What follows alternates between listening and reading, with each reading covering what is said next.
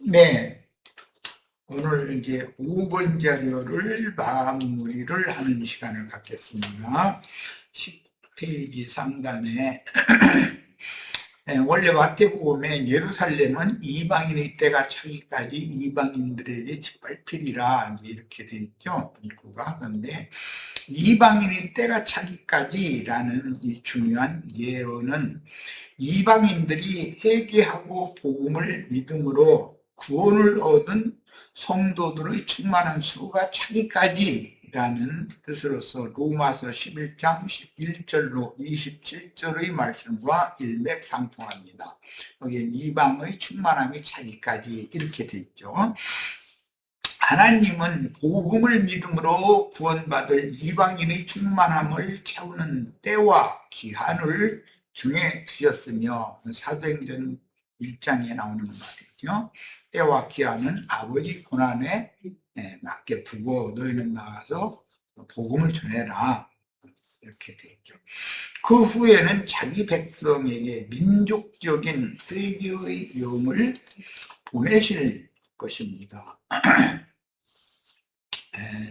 스가랴서 12장 하단에서부터 쭉 읽어보면 말세에 통회하는 영을 내가 보여줄 것이다 그랬는데 12지파가 각각 다 회개할 것이고 또 많은 이방인들이 회개할 것이다 라는 말씀이 이제 나왔죠. 이 말씀은 사도행전 2장 이후에 오순절 때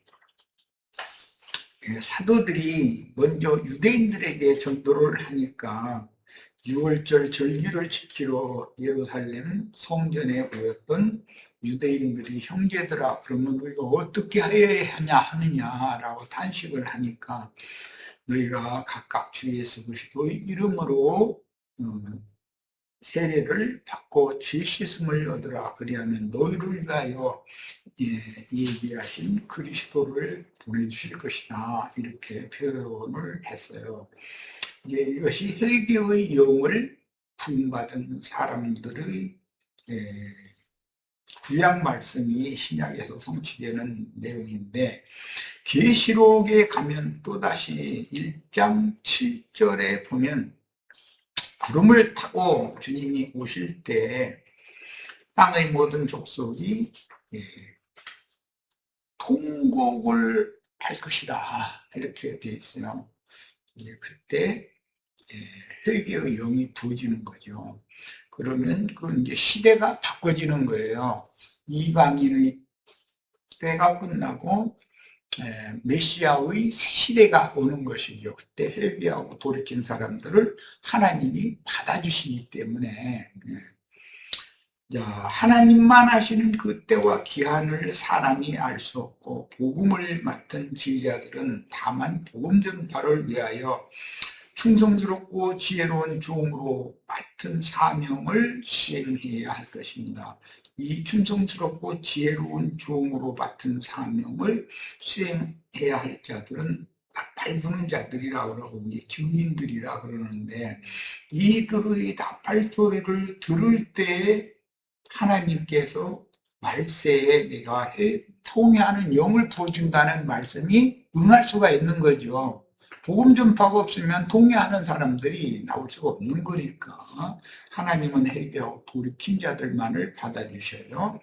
자, 2차 세계대전을 일으킨 히틀러의 유대인 학살과 속세의 이스라엘 왕국이 1948년도 5월 21일인가 5월 14일 5월 14일 가나안 땅에서 다시 부활한 사실은 예언들이 어떻게 역사상에 영적으로 실현될 것인지를 규명해야 할 인간 나라의 역사로서 주와 그 그리스도의 왕국에 대한 표상이 세상의 이스라엘 왕국입니다.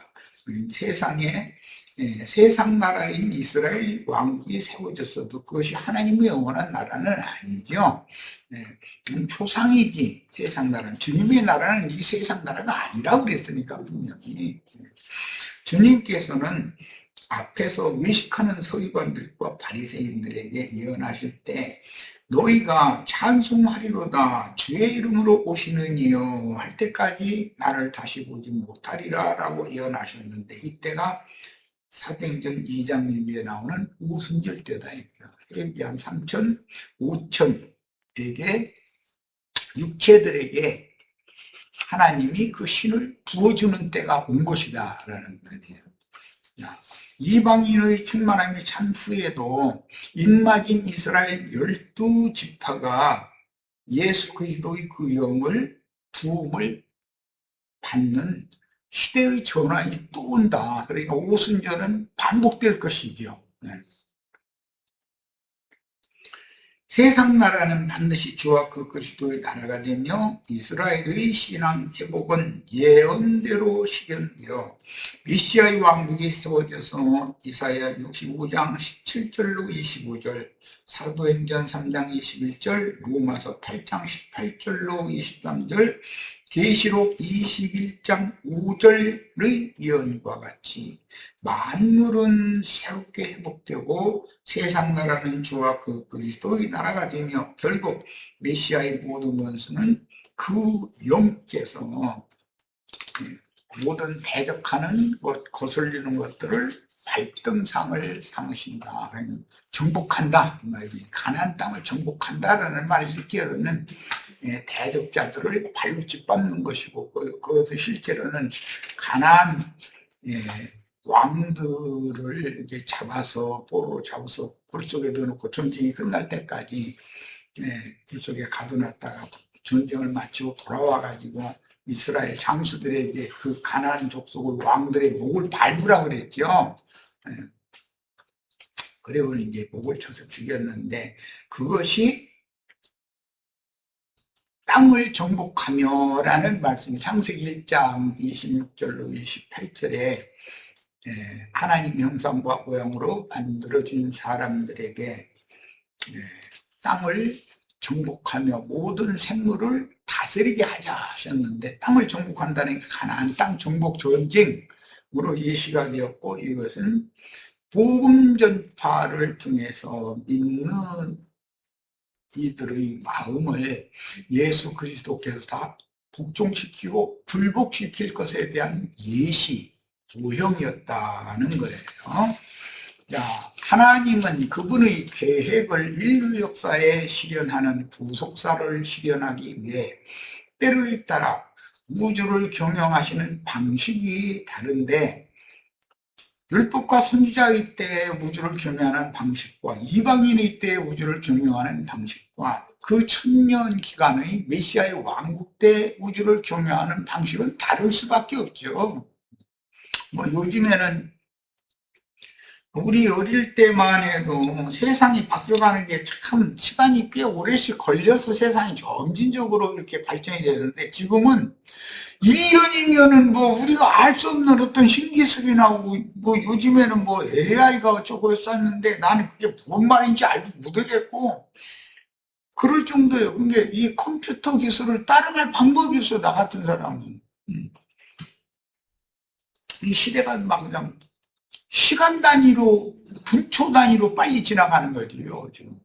그런데 이런 것이 모두 성경에 이미 예언되어 있다, 이거예요. 에스겔 11장 19절, 내가 그들에게 한 마음을 주고 그랬는데, 여기 내가는 구름을 타고 오시는 주님을 영으로 보며 가슴을 치며 회개하여 받으시니들 그들에게 한 마음을 주고, 여기 주님, 지금 나는 이제 타고라는 말을 인용을 했는데, 입고도 있죠. 주님은 도적같이도 오시고 세상을 심판하는 역사의 주인으로도 공개적으로도 오셔요. 타고 오시는 건 공개적으로 오시는 거고, 입고 오시는 주님은 이제 이건 이제 다음 자료 때 이제 말씀 나눌 거예요. 그것은 수만의 천사들에게 옹이 되어서 오신다 이랬는데, 인자 예수가 오실 때는 그룹 천사들에게 옹이 되어 천사들의 보호를 받으면서 오셨지만, 오는 세상에 오실 때는 치천사들, 에고사에서 오실 거예요. 그러니까 항상 천사는 두 부류가 있다. 지음받은 천사도 있지만 그 날에는 부활의 아들 하나님의 아들들은 천사와 동등이 된다고 했던, 사람이 썼는데 천사와 동등이 되는 그런 사람들이 계시록에서는 네 생물이라고 그랬는데, 그 티천사들을 통해서 그분의 영광이 드러날 것이다 라는 거예요. 천사는 그러니까 히브리서 1장 몇 절이든가 거기 1장에 보면 천사들은 바람으로, 그분의 사역자들은 불꽃으로 쓰신다 이렇게 했어요. 그러니까 바람 천사도 있지만 불꽃 천사도 있는 거죠. 불꽃 천사는 사람 천사들이에요. 자, 그 속에 새 영을 주며 그 몸에서 돌 같은 마음을 제거하고 살처럼 부드러운 마음을 주고, 그러니까 영이 새로워지고 마음이 새로워지게 되는 것이 주님의 오심이다라는 걸 알 수가 있죠. 에스겔기에 36장 26절입니다. 또 새 영을 너희 속에 두고 새 마음을 너희에게 주되, 이 말씀이 말세에는 내 영을 모든 육체에게 부어준다는 예언이 이렇게 실현이 되는 거죠. 너희 육신에서 굳은 마음을 제거하고, 이것이 회개의 결과죠. 부드러운 마음을 줄 것이며, 우리가 물리적으로도 뭔가 어떤 사람에 대한 기도를 할 때는 그 사람이 너무 안타깝고 불쌍히 여겨지고 그러면 이제 눈물이 흘러지게 되는데, 눈물을 흘리고 나면은 스스로가 정화되고 깨끗게 되는 것을 느낄 수 있잖아요. 부드러워지고 이런 것을. 이 하나님이 하시는 방법이죠. 오순절에 실현될 예언인데 반드시 그 천년으로 정해진 왕국이 실현될 때 하나님의 택한 백성들인 12지파를 위해서 반복될 것입니다. 이건 5달 동안 인치는 그런 말씀으로 성취가 될 거예요. 스가랴 12장 10절로 14절, 내가 다윗의 집과 예루살렘 주민에게 은총과 간구하는 심령을 부어주리니 그랬어요. 이거 이제 사도행전 2장 3장에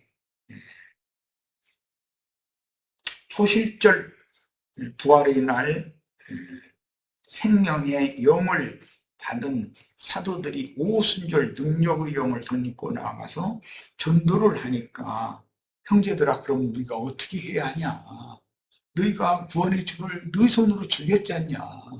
그러니까 지금 한 번의 기회를 너희에게 구원의 기회를 또 주시는 중이다 해가면서 이제 말씀을 전하죠. 그러니까 각각 주 예수 그리스도 이름으로 회개하여 세례를 받고 죄 씻음을 받으라. 그러면 너희를 위하여 준비하신 그리스도를 보내주실 것이다. 이렇게 이제 복음이 전파가 되었죠. 그러니까 그때 회개하고 침례를 받은 자들이 3천 또는 5천 이렇게 있었다고 기록이 되고 있어요.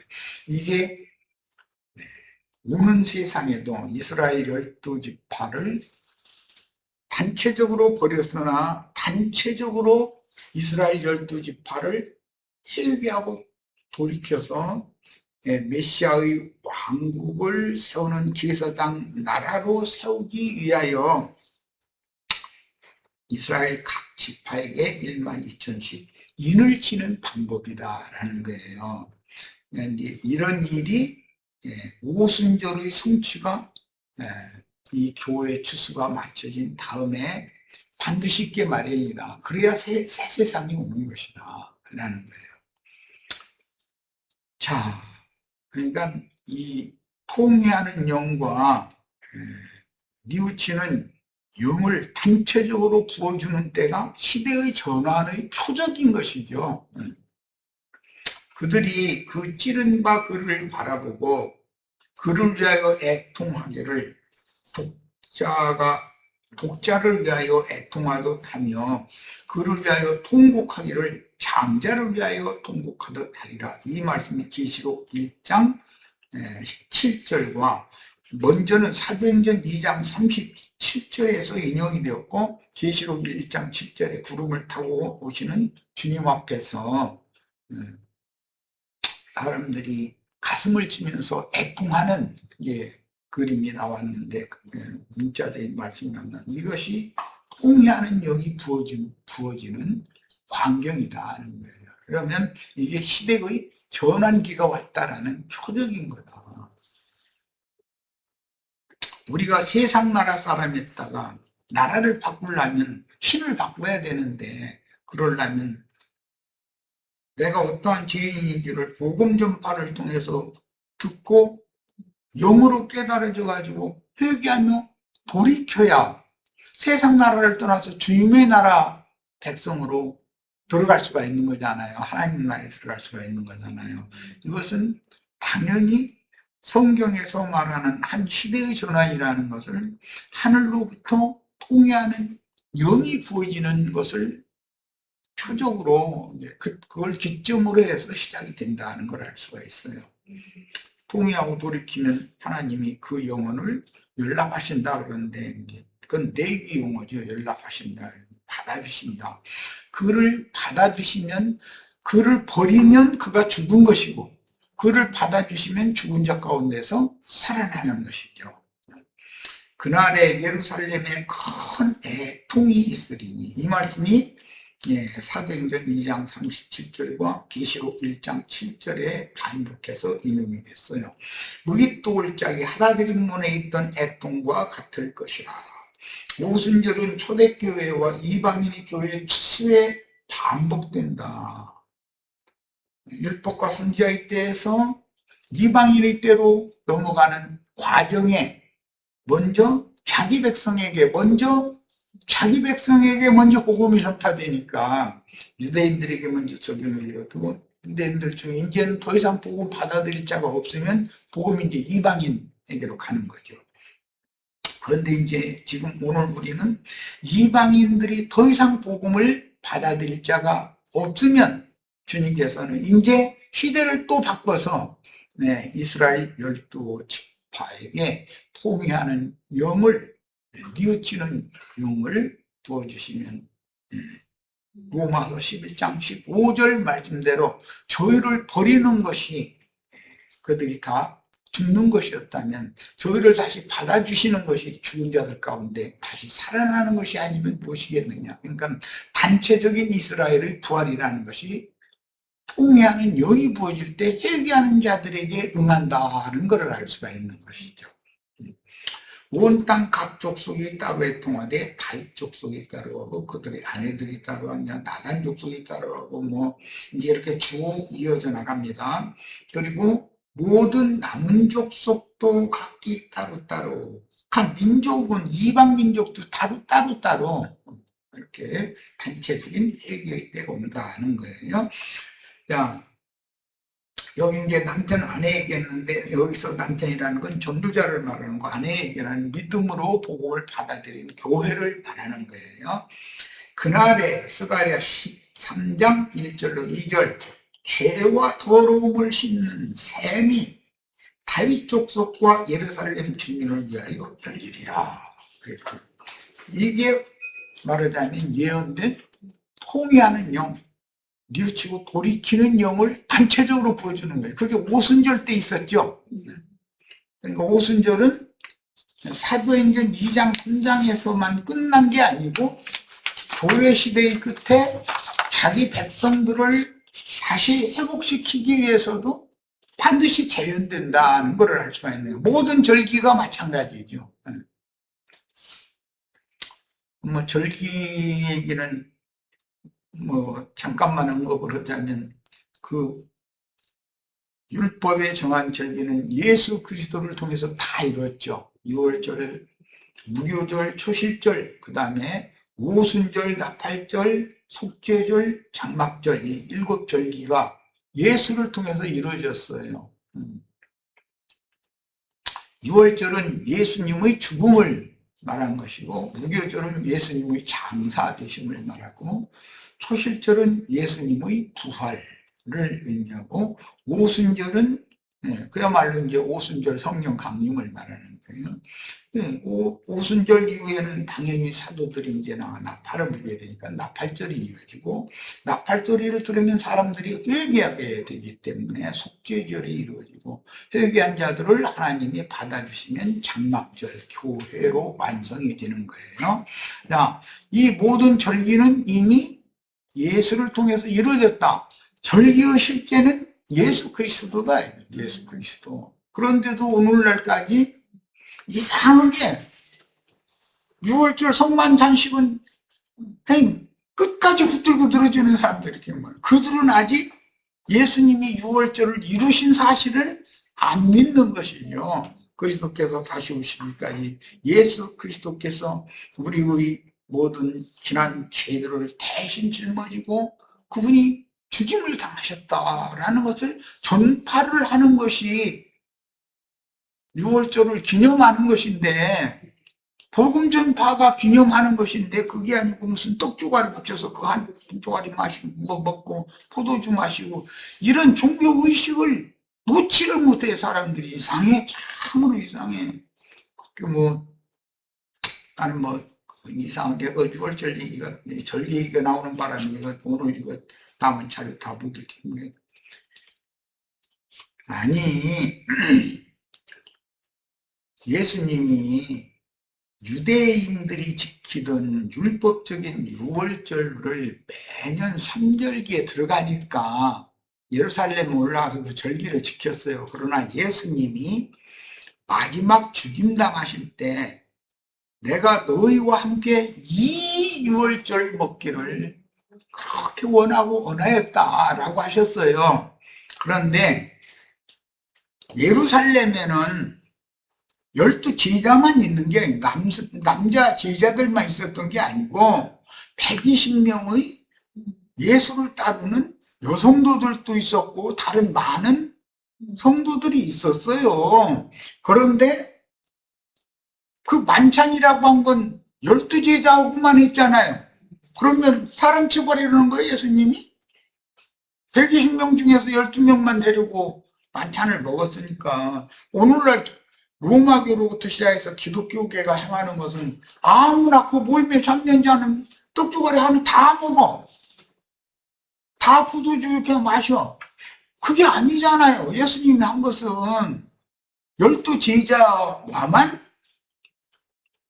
6월절을 먹었어요. 그런데 예수님이 떡을 그렇게 많은 부스러기를 해서 아무나 다 준 게 아니고 12조가리로만 나눴어요. 그게 구약 성경에 떡은, 진설병 떡은 한쪽에 6개씩 12덩어리 떡을 진설을 하게 돼 있었잖아요. 그 말씀을 실현하는 거예요. 그런데 12제자 중에 하나는 주님이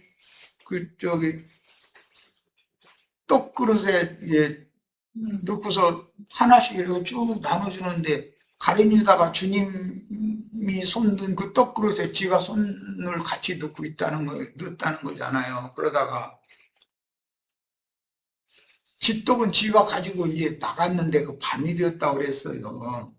자, 그러면 그런 모든 말씀들을 생각하고, 그리고 식후에 이와 같이 또 잔을 축사하시고 너희끼리 이것을 마셔라 그랬다고 그랬어요. 이것은 새언약의 피를 상징한다라는 것이죠. 자, 그러면 새떡 12덩어리는 이미 광야에서 5,000명을 먹이고 12광주리를 남긴 떡이에요. 그게 상징이요.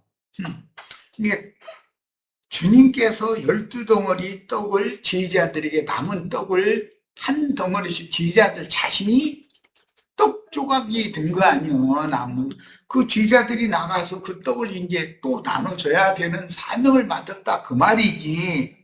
무슨 다 모여서 그 훌쩍거려 가면서 밀가루떡 한 쪼가리씩 이게 먹고 포도주 마시고 그러라는 게 어디가 있어, 세상에. 유월절이라는 것은 유월절 양을 잡아서 그건 물에 삶아 먹지 않고 불에 구워가지고 십자가에 못 박힌 예수예요. 그것을 믿는다 이거예요. 내 죄를 대신 짊어지고 예수가 죽었다는 사실을, 불심판을 받았다는 사실을 마음으로 믿는 것을 상징하는 말이잖아요. 그러면 예수가 내 영혼을 살리는 산떡이니까 예수를 먹는 거예요. 누구를 통해서 그 복음을 전해 들었을지라도 말이야.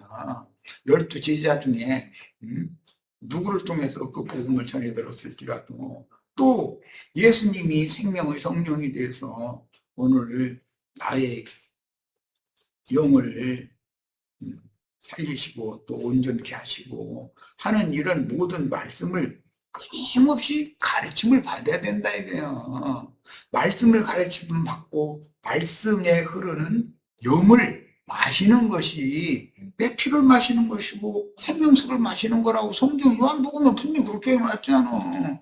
아니 이러면 성경 전체를 믿어야지. 무슨 성경 어디 몇 장 몇 절에 밀가루떡 붙여가지고 쪼가리 하나씩 나눠 먹고 거기는 12제자만 있는데 120명 성도가 다 참여한 것이 아니야. 12제자만 그거 한 쪼가리씩 먹었어요. 떡 쪼가리 12덩어리였었어요. 12개. 그리고 이와 같이 저녁 잡수신 후에 잔을 들어서 축사해간, 그러니까 저녁 식사한 거잖아, 모여서. 그런데 월거는 대낮에 아침 10시부터 모여서 성만찬 씌운다고 그러고 아니었으면 시간도 안 맞아. 떡덩어리도 안 맞아. 모든 게 안 맞잖아. 그럼 여성도들은 먹지 말아야 되고, 남자 중에서도 12명 두고 골라가지고 사람들만 그걸 나눠 먹여야 되는 거예요. 성경대로 만약에 유월절 성만찬식 한다면, 아니, 지금것대로 해버려, 왜? 성경대로 않고. 이런, 이 종교의식에 그냥 세뇌당해가지고, 그냥 쓸데없는 그냥 붙잡혀가지고서는, 나처럼 이렇게 전하면 이게 완전히 흉악한 이단 나온 거예요. 아니, 누가 이단인가는 말씀을 근거로 해서, 말씀이 그러한 거야, 성경이 그런가 해가지고 성경을 상고를 해야 맞지. 밀가루 떡 조가리 하나 먹고 포도주잔 한 잔 마신다고 해서 그 사람이 영혼이 깨끗게 되거나 구원받는 일은 절대로 없어요. 종교의식을 행해서 무슨 사람이 온전케 되겠어, 구원받겠어. 그 말이 되는 소리야. 예수 그리스도가 나 같은 죄인의 대성물로 대신 형벌을 당하셨다는 사실을, 전도를 받고 마음에 믿어줘야 구원을 받는 것이지. 이것이 그야말로 성만찬 하는 것이지.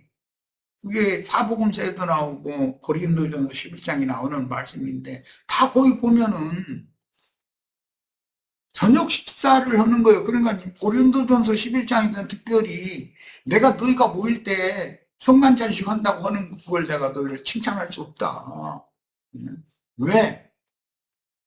시장은 한 사람은, 부자는 먼저 자기 음식 먼저 가지고 와서 배불리 먹고 마시고 다 하고, 그런 걸 보면 각자 집에서 먹을 음식을 싸가지고 와서 먹었다는 거 아니야. 그런데 그런 것이 마땅하지 않잖냐. 가난한 사람도 있고 그러니 다 모인 다음에 함께 잘 골고루 나눠 먹어야지. 그래서야 쓰겠냐. 이걸 책망하고 있는데, 똑같은 성경 구절 읽으면서 아니 왜 그런 구절은 안 보이고 무슨 뭐 밀가루떡 한 조가리 먹고 무슨 이런 의식 행하는 것에만 그렇게 그냥 매몰돼가지고 난리냔 말이야. 아니 난 그런 사람들 보면 아주 그냥 답답해 죽겠어. 아주 말귀를 어떻게 이렇게 못 알아듣는지. 에이, 그런 거 얘기 나오는 바람에 이건 또 시험 다 가버렸네. 제발 좀 성경을 함부로 인간 교훈으로 기독교계의 그런 쓸데없는 사람의 교리로 변개시키지 말아야 돼. 성경 있는 대로 믿어야 돼. 그냥 성경이 그렇게 기록됐으면 기록된 대로 믿어야지.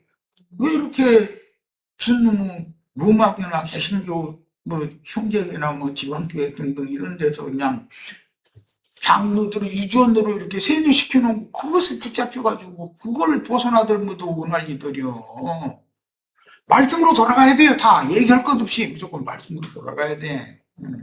종교의식으로 구원받는 일은 없어요. 복음을 영으로 깨닫고 마음으로 믿어야 구원을 받는 거지. 자, 뭐 얘기가 엉뚱한 데로 가서 한참 시간이 지났는데 로마서 11장 14절로 15절 읽겠습니다. 이는 혹 내 고륙이라는 건 이스라엘 12지파잖아요. 바울 사도의 고륙. 아무쪼록 신비하게 하여 그들 중에서 얼마를 구원하려 하니라. 그들을 버리는 것은 이스라엘 12지파를 버린 것이 이방인의 때로 복음이 간 거잖아요. 그 세상의 화목이 되거든. 그 받아들이는 것이 이제 그들을 받아들이는 때가 온다는 거예요. 또 그것이 부활이다 이거예요. 죽은 자 가운데 살아나는 거다. 그러니까 민족적인 부활, 단체적인 회개라는 것이 반드시 온다 이거예요. 말세에는 통회하는 영을 하나님이 위로부터 부어준다고 예언된 말씀이 응하는 때가 온다는 거예요, 반드시. 그러니까 지금 이스라엘 12지파 사람들이 이스라엘 팔레스타인 땅에 모여서 세상 나라 이스라엘 나라라고 이루고 있지만 그게 영원한 이스라엘 나라가 아니야. 그들 가운데에도 주님께서 이 예언을 응하게 하기 위하여 통회하는 힘을 그들이 이제 받을 때가 오는데 그때가 계시록 1장 7절에 의하면 구름 타고 오시는 주님을 보면서 가슴을 치면서 애통하는 날이 온다는 거예요. 이것은 뭐예요? 그들이 인침을 받는 날이다 이거예요. 죽은 자 가운데 살아나는 날이다 이거예요. 이스라엘이. 로마서 11장 25절로 29절 형제들아 너희가 스스로 지혜 있다 하면서 이 신비를 너희가 모르기를 내가 원하지 아니하노니 이 신비는 이방인의 충만한 수가 들어오기까지 이게 이방인의 때가 차기까지라고 되어 있는 거죠. 마태복음 24장에서는 이스라엘의 도로는 무둔하게 된 것이라 이 이스라엘의 도로는 버렸다 이거예요. 하나님께서 그들을 버린 그 자리에다가 돌감람나무 가지 꺾어다가 접을 붙여버렸더니 참 감람나무 진액을 이게 받아가지고 구원을 얻은 영혼들이 됐다는 거예요. 그리하여 온 이스라엘이 그러니까 이방인 유대인들은 자신들 유대인들만 선민이라고 생각했지만 하나님은 이방인까지 포함하는 온 이스라엘 여기를 이제 다른 성경에서는 참 이스라엘이라고 그래요. 나다나엘 보고 넌 참 이스라엘 사람이다 그랬죠. 이제 그런 사람들이 이면적인 유대인들이다 이거예요. 표면적인 유대인들이 아니고 온 이스라엘의 구원을 받으리라 기록된 바 구원자가 시온에서 오사 이 말씀은 오바댜 1장 17절 18절에서 인용하시는 말씀이에요. 야곱에게서 경건하지 않은 것을 돌이키시겠고 그랬는데 야곱은 불이 되고 요셉은 불꽃이 된다 이렇게 된 말씀을 이렇게 인용을 하는 거죠. 지금 경건하지 않은 것을 야곱에게서는 경건하지 않은 것을 돌이키시겠고 야곱이 불이 된다라고 하는 것은 심판, 태우는 역할을 하는 거예요. 율법 말씀을 맡은 게 야곱 족속이잖아요. 그 중에 야곱 족속 중에 요셉 족속이라는 건 불꽃이 된다라는 건 빛이 된다, 빛을 비춘다. 사도행전 2장에 오순절 때 불의 혀 같은 것이 각 사람의 머리에 있었다.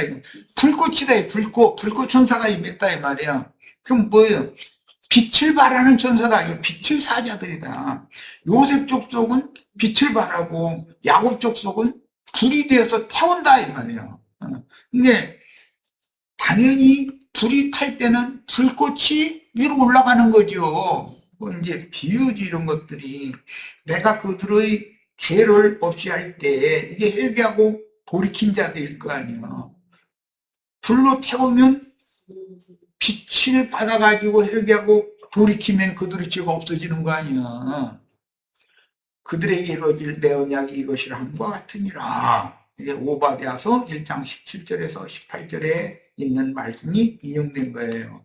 하나님의 계획은 반드시 역사상의 시련인데요, 오순절은 오는 새 시대의 개막을 위해서도 반복된다.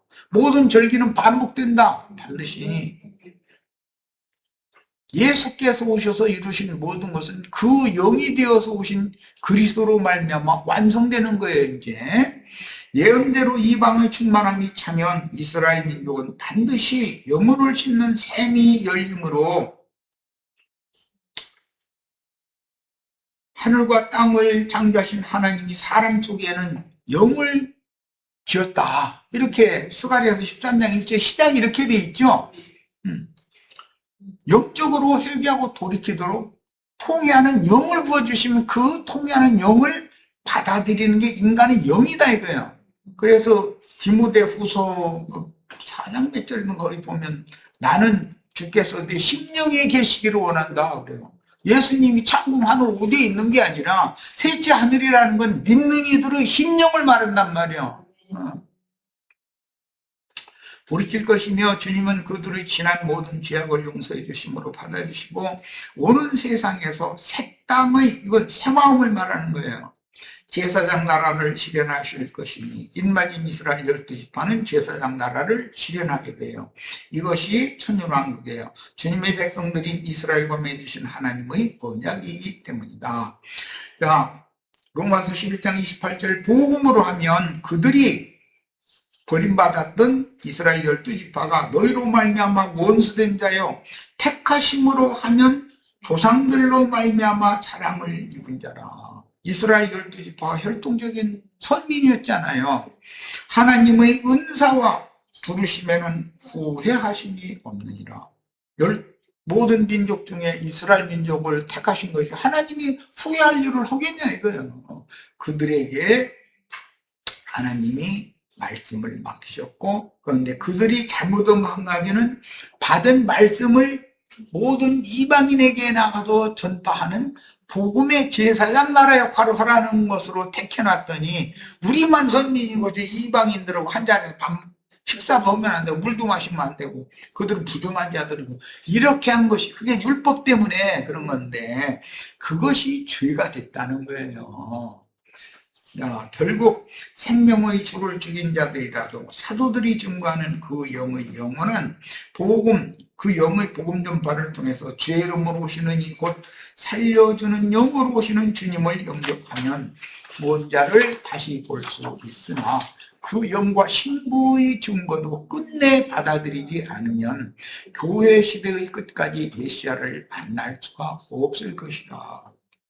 인자 예수는 유대인들 그때 당시 살아서 주님을 맞은 유대인들에게 오셨으니까 유대인들만 봤지만 그 영으로 오신 주님은 복음이 전파되는 모든 민족 땅끝까지 누구나 다 저를 믿음으로 받아들일 수 있고 저를 영접할 수 있고 보고 만질 수가 있다 이거예요 지금. 그러나 하나님만 하시는 때와 기한이 차 이방인의 때가 종결될 때가 호련히 이르러 이방의 충만함이 차면 영혼을 싣는 샘을 열어주셔서, 이게 스가랴에서 예언된 말씀이죠. 샘이 열린다고 그랬어요. 회개하는 샘이 열려 택하신 백성들에게 민족적인 회개의 영을 부어주심으로 신앙을 회복해 주실 것인데 이것이 저희들을 버렸다가 다시 받아주는 때가 온다는 거예요. 대적자들인 유대 교인들과 신앙을 회복해 주실 참 이스라엘인들을 분명하게 분별을 할 필요가 있다. 오늘도 마찬가지로 자칭 유대인의 당에 있는 자들, 거기서 나왔다고 하면서도 여전히 또 하나의 파당을 지어가면서 자신들만 구원받고 자신들만 특별한 선민이라고 하는 이러한 사고에 붙잡히면 또 하나의 당파가 또 되는 거야. 교파가 또 생기는 거란 말이에요. 그 지방교회나 형제들이 다 지금 분열돼가지고 그런 상태잖아요. 이미 주님은 예수 그리스도로 말미암아 교회는 이미 하나 되어져 있는 거예요. 하나를 만들자가 아니에요. 너희가 하나를 이루어라가 아니에요. 하나를 이미 하나 되게 하신 것을 힘써 지켜라 라는 거지. 마찬가지로 오늘날 혈통적인 이방인들의 교회도 말씀을 받았으나 과거 유대인들과 망발한 육적 사고와 본능적인 지식으로 말씀을 이해하는 자들은 여전히 자칭 유대인의 회인 사탄 무리를, 이것을 가라지 단이라고 그래요. 자신들은 교회 이상을 봤다 해가면서 또 하나의 교파를 또 만들어 자꾸. 그건 뭐 하는 짓이냐는 거예요. 그러므로 그들 가라지 단에 묶인 기독교인들에게는 계시록에 예언된 불의 형벌이 내려질 것이며, 그래서 누구는 믿은 자들이지만 신부로 들어가지 못하고 버려둠을 당한다는 거 아니에요. 하나는 데려감을 당하고 하나는 버려둠을 당한다. 그 천년의 차이까지는 바깥 어둠의 세상에 버려둠을 당할 것이다 라는 암시다. 그러면 짐승 때에 세상에 살아남겨주는 것이 이게 버려둠을 당한 건데 데려감을 당한 게 아니고, 그게 그렇게 축복이 되겠냐 이거요. 그 전에 데려감을 받아야지. 혈과 육의 몸을 벗고 영의 몸을 덧입고 주 함께 영광 중에 나타나서 새하늘과 새 땅을 영원한 새 세계를 유업으로 받는 것이 구원의 완성이지, 죽지도 않고 이제 휴거된다 왜 자꾸 이 정신이 하나도 없어죠. 제발 좀 정신 좀 차렸으면 좋겠어요. 첫 시간 여기까지서 마치겠습니다. 시간이 꽤 지났네. 마칩니다.